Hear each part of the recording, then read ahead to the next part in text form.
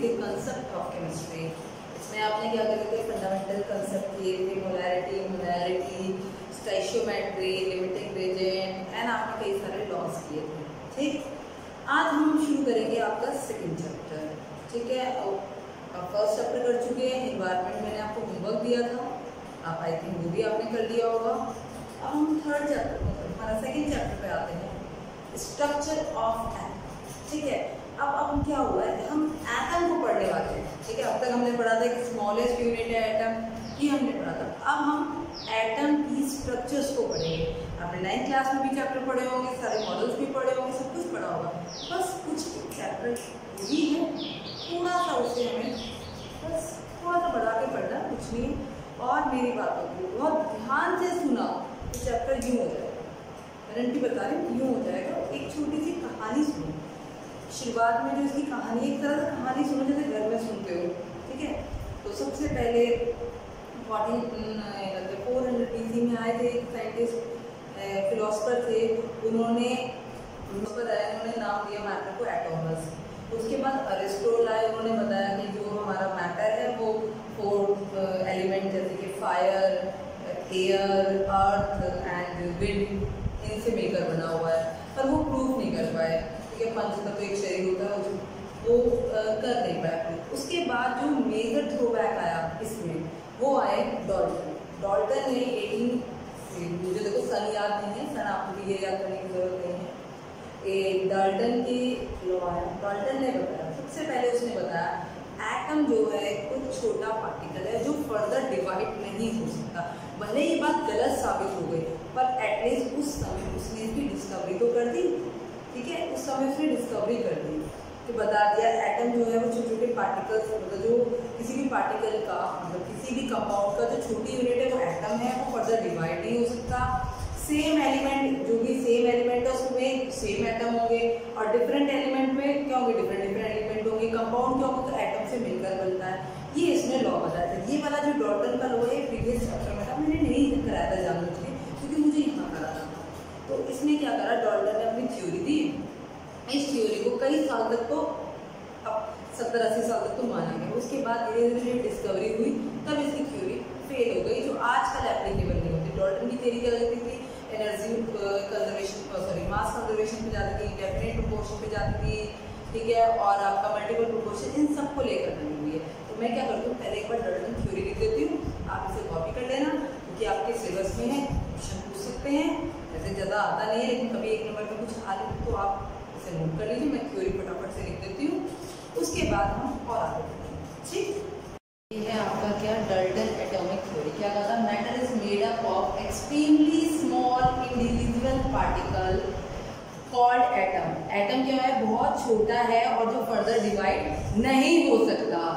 और atom of same element के होते हैं, सेम होते हैं, जो एटम होते हैं सेम एक एलिमेंट के, मतलब सेम एलिमेंट के क्या होते हैं, सेम होते हैं।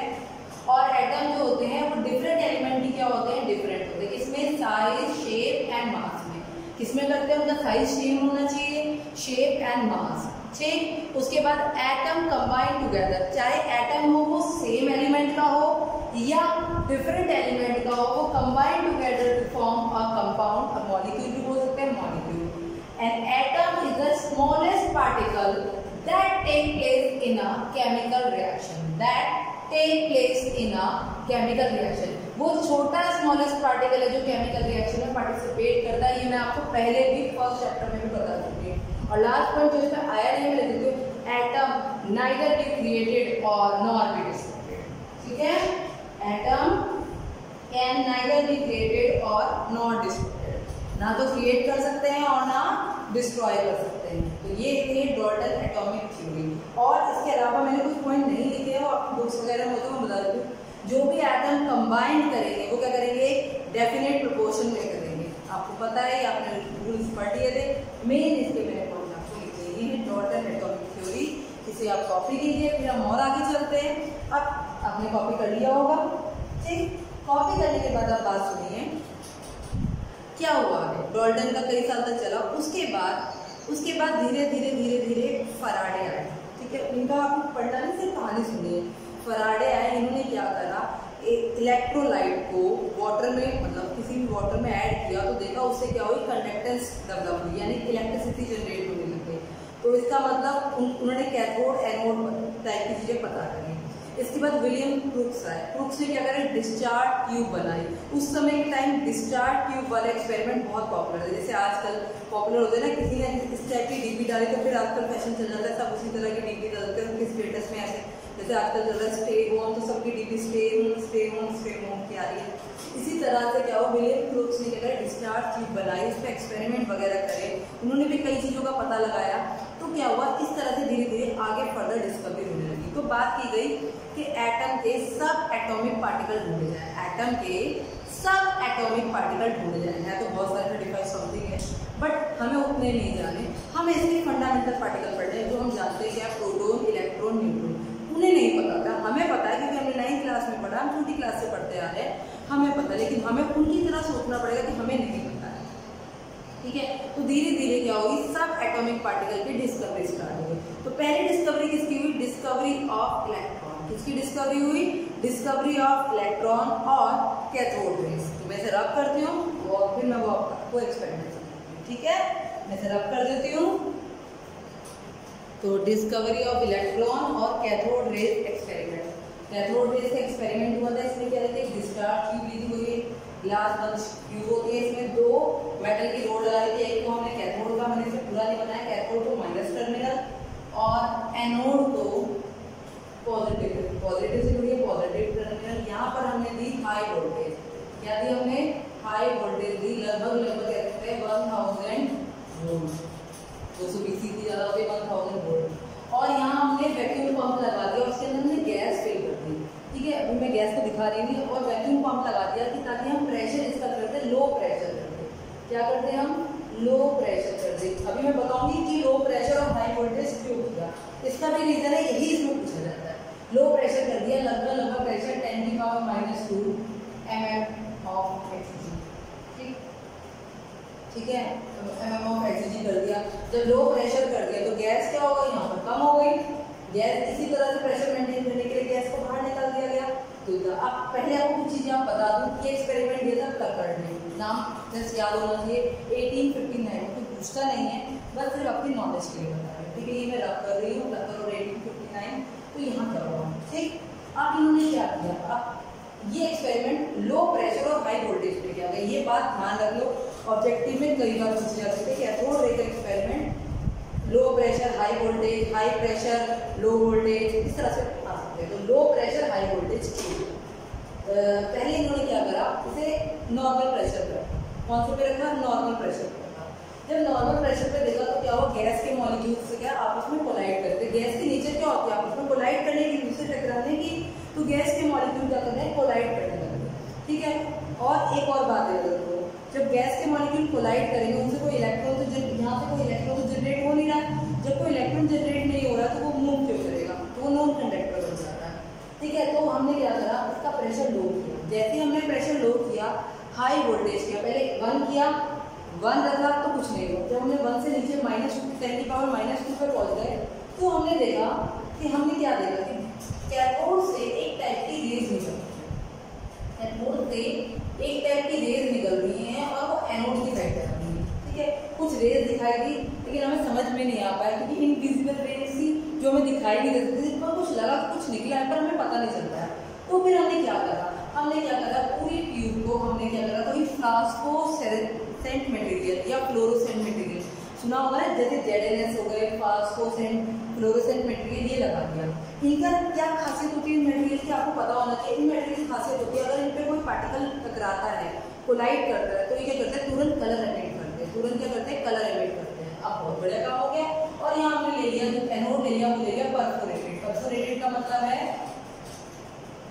ऐसे ऐसे ऐसे, परफोरेटेड का मतलब है छेद वाला, पोरस। ठीक है, परफोरेटेड क्या ले लिया हमने, एनोड।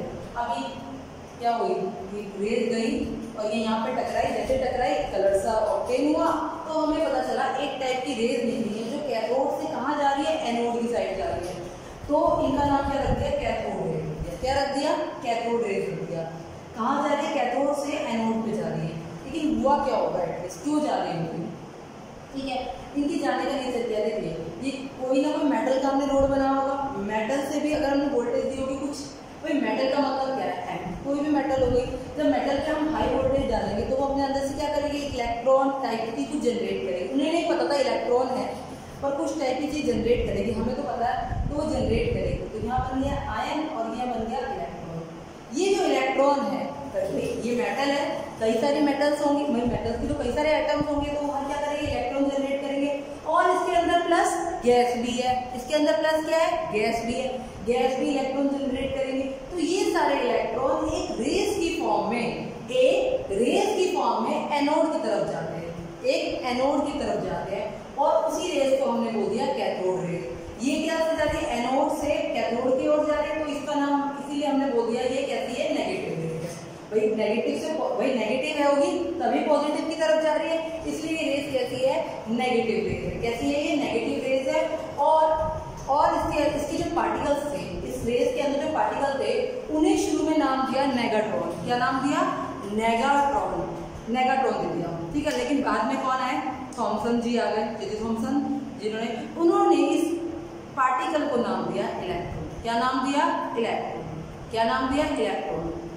अब इस कैथोड रेस की प्रॉपर्टी क्या थी, इस कैथोड रेस में सब लिखूंगी, पहले सुन लो, कहानी की तरह सुनो, समझ में आ जाएगा।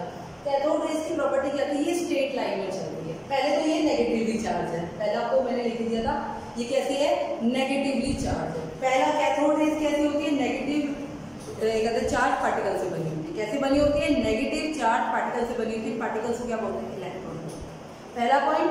दूसरा पॉइंट है, ये स्ट्रेट लाइन में चलती है, ये कैथोड से एनोड पर स्ट्रेट लाइन में चलती है। किसमें चलती है, स्ट्रेट लाइन में चलती है। कैसे पता चला, हमने कोई ओपेक मटेरियल रख दिया, ओपेक मटेरियल जो अपने अंदर से किसी भी रेज या लाइट को पास नहीं हो रहे थे। फॉर एग्जांपल मैंने यहाँ ये रख दिया, तो इसका जो इमेज है, जो हमें यहाँ पे इमेज दिखाई दी, इतने हिस्से में क्या है, शेडो आ गई। भाई हमने कोई ओपेक ऑब्जेक्ट रख दिया, क्या रख दिया, ओपेक ऑब्जेक्ट रख दिया।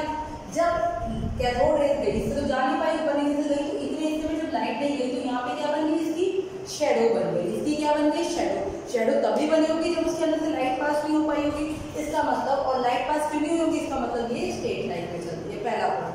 दूसरा पॉइंट ये कहते हैं, इनके अंदर काइनेटिक एनर्जी होती है। इसके अंदर हमने कोई पैडल रख दिया, ऐसा कोई व्हील टाइप का रख दिया, हमने क्या रख दिया, कोई व्हील टाइप की कोई चीज रख दी, ठीक, कोई व्हील रख दिया। जैसे ही रेस गई, ये व्हील क्या होगा, चलने लग गया, ये व्हील रोटेट हो गया। भाई इसको काइनेटिक एनर्जी मिली, इसका मतलब ये रेस पार्टिकल से मिलकर बनी है। किससे बनी है, पार्टिकल से, तभी काइनेटिक एनर्जी बनी है।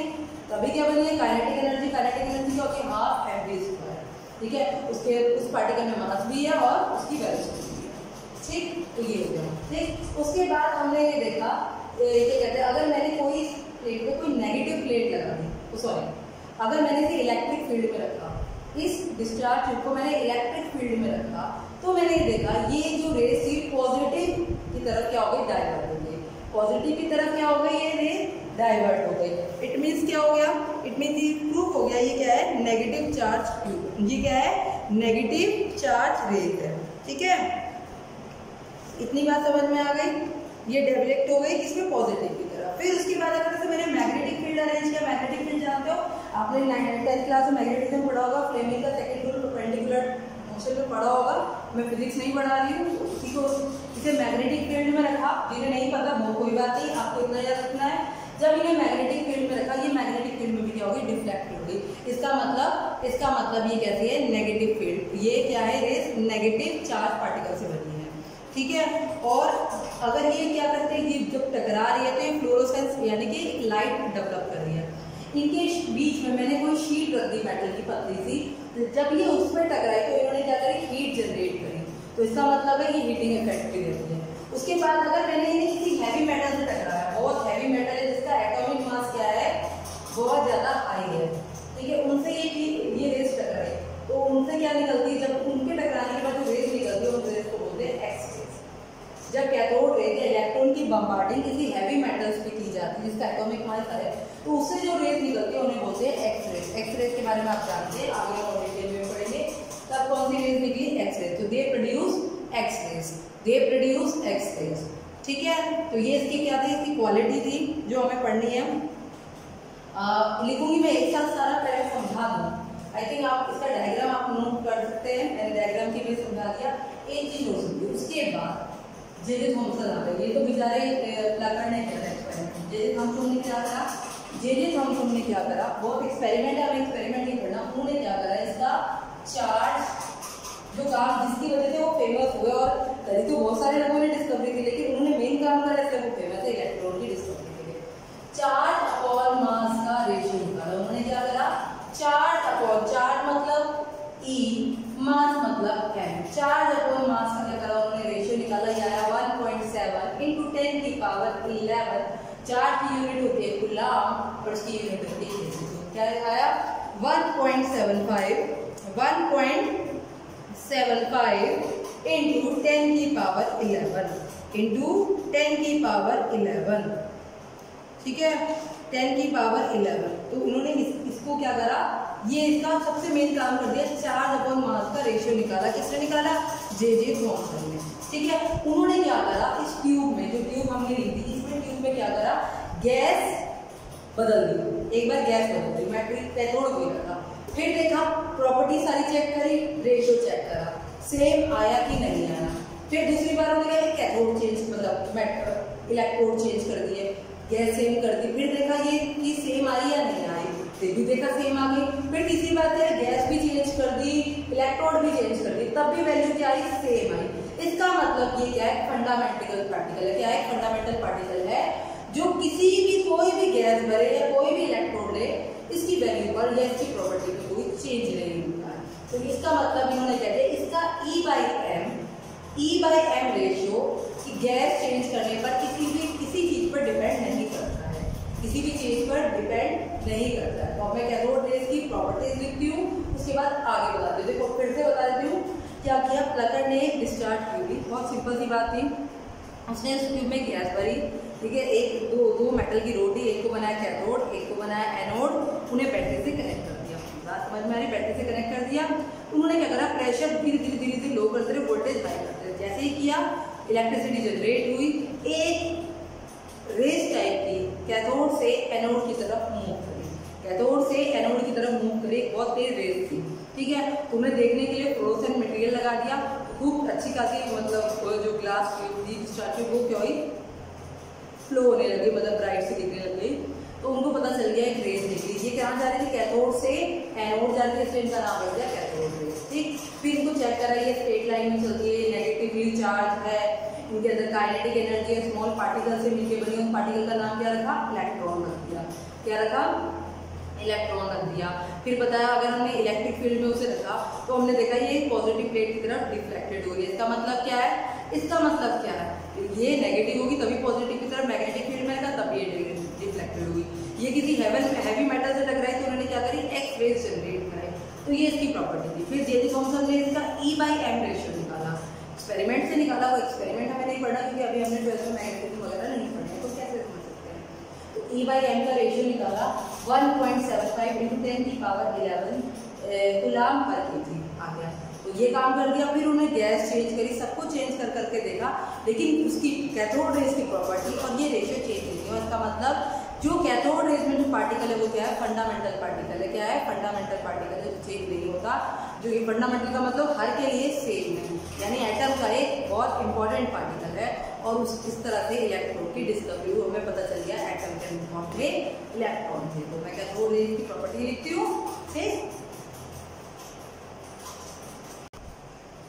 तो ये कैथोड रेज की property, they are negatively charge, they travel in a straight line, they possess kinetic energy, they are made up of small particle, they are deflected towards positive plate in electric field, they are deflected in magnetic field। पूछोगे magnetic field में कहाँ होगी, Fleming के second से direction of negative charge की side, ठीक है। They are produce fluorescence, they are produce X rays. X rays कब प्रोड्यूस करेंगे, जब किसी हायर एटॉमिक मास से की मेटल से ये क्या करेंगी, ये टकराएंगी, कोलाइड करेंगे, तभी क्या करेंगी, एक्स रेज प्रोड्यूस करेंगे। अभी यहीं तक खत्म नहीं हुआ है, ठीक है। अब इसके बारे में आपको बहुत सारी बातें करनी, लो प्रेशर वगैरह के बारे में भी बात करनी है। पहले आप इसे नोट कर लो ताकि मैं और लिख सकूँ, ठीक है। आप नोट कर लीजिए।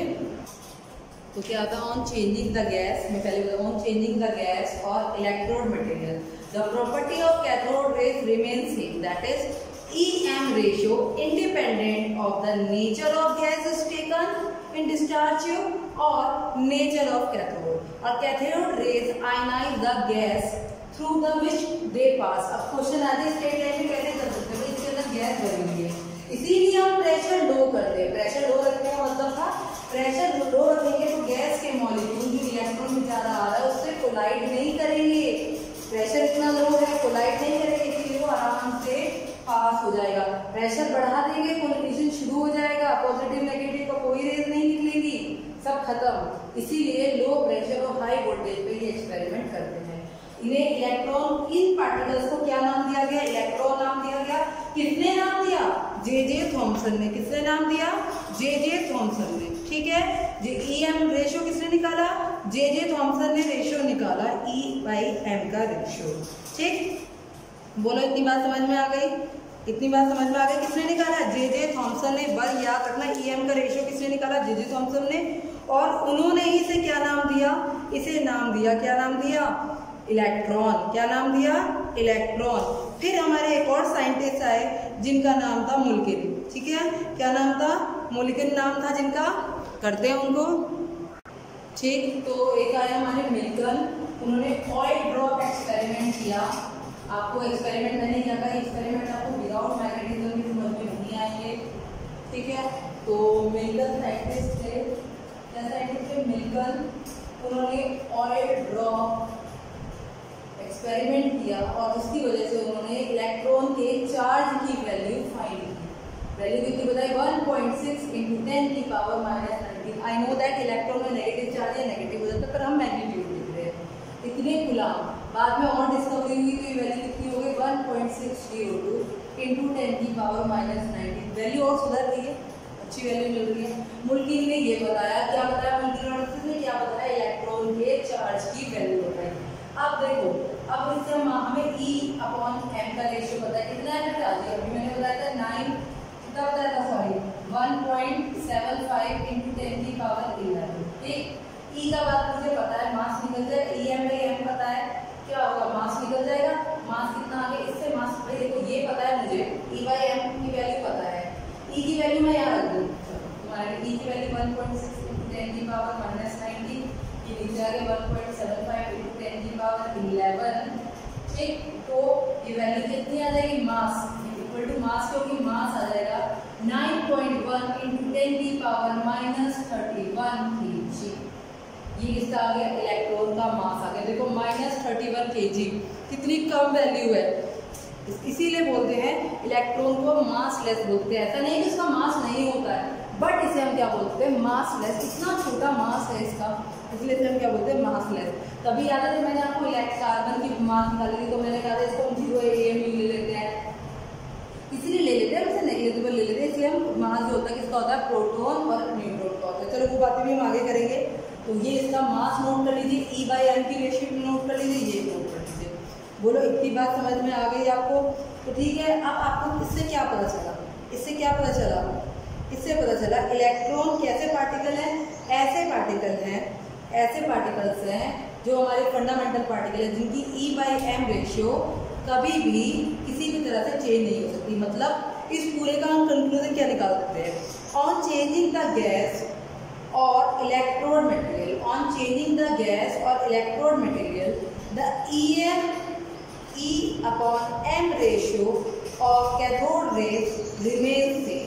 हम लिख सकते हैं डेफिनेशन, तो ये डेफिनेशन तो हो ही गई।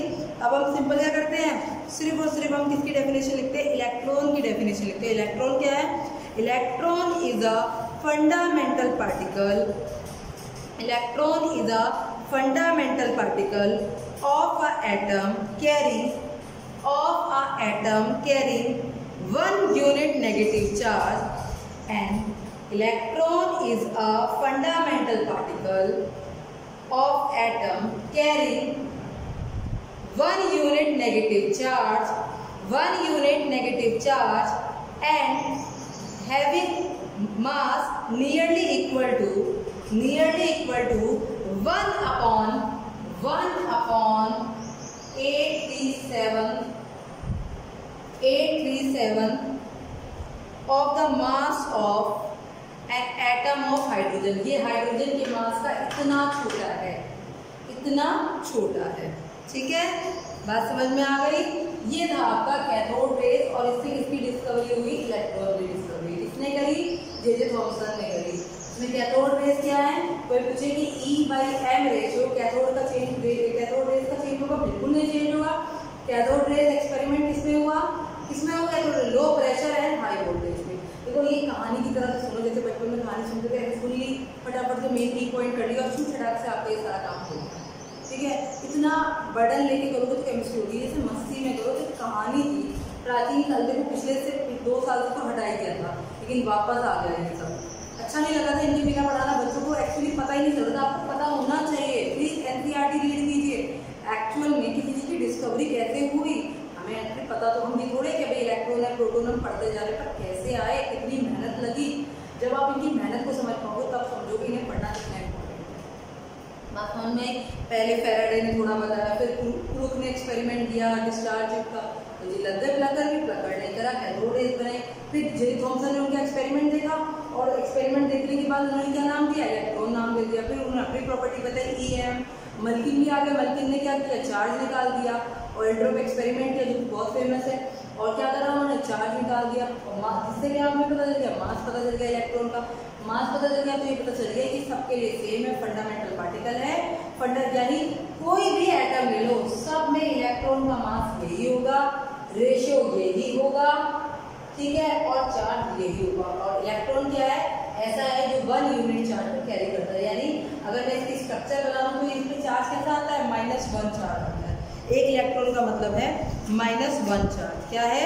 अभी मैं इसका पूरा टेबल बनवाऊंगी, जब मैं आपको एनोड रेज वगैरह सब करवा दूंगी तो मैं उसको आपको क्या टेबल भी बना के दिखाऊंगी। पर आपको याद रखना है इस पर कैसा चार्ज आता है? एक -1 चार्ज होता है, कैरिंग 1 चार्ज। ठीक है, तो आज आपने पढ़ा कैथोड रेज। अगले इसको पढ़ेंगे हम एनोड रेज। प्रोटॉन कहाँ से आया, फिर न्यूट्रॉन कहाँ से आया, फिर रदरफोर्ड, बहुत कुछ है। ठीक है, इतने की आप अच्छी तरह प्रिपरेशन कीजिए।